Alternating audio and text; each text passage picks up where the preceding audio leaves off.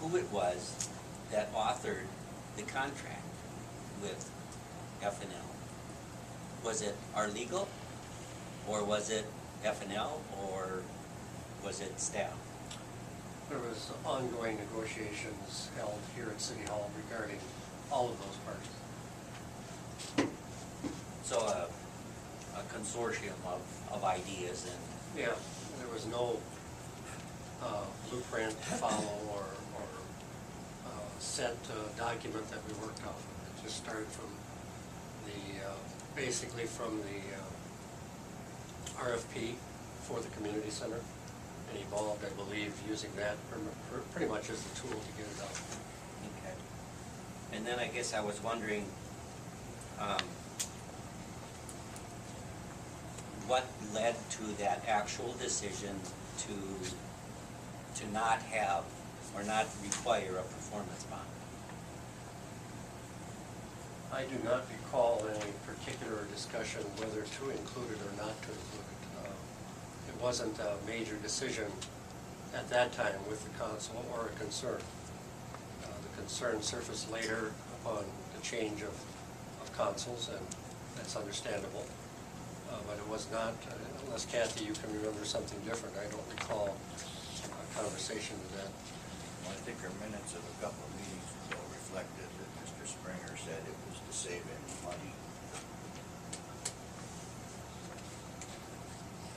That was, yeah, when he came back to answer, when Springer was here to answer your question, about his recollection at the time was that it was not requiring a performance bond would allow more money to be put back into the building.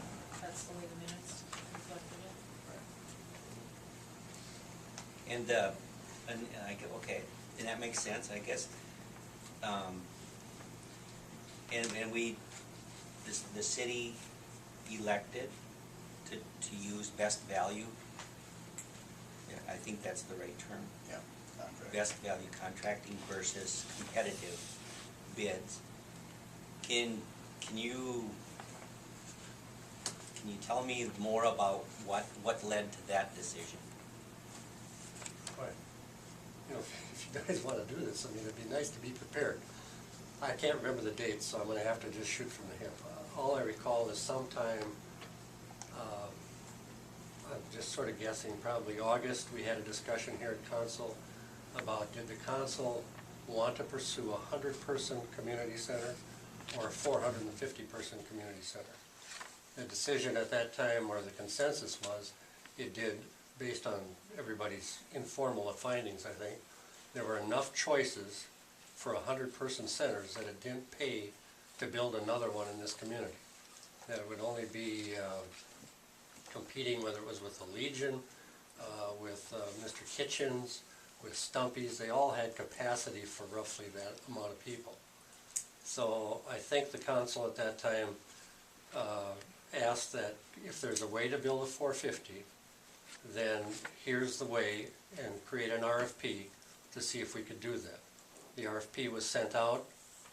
Again, I don't have the dates in front of me. That was out there. It generously received 3 responses. One of them not really qualified. The other 2 were qualified. One willing to take action, the other interested but not willing to take action. And that's what was brought back to the council and approved. And from there, the agreements were drafted, ordered to be drafted between the developer and the city. Okay. Oh, and that's the way I remember it.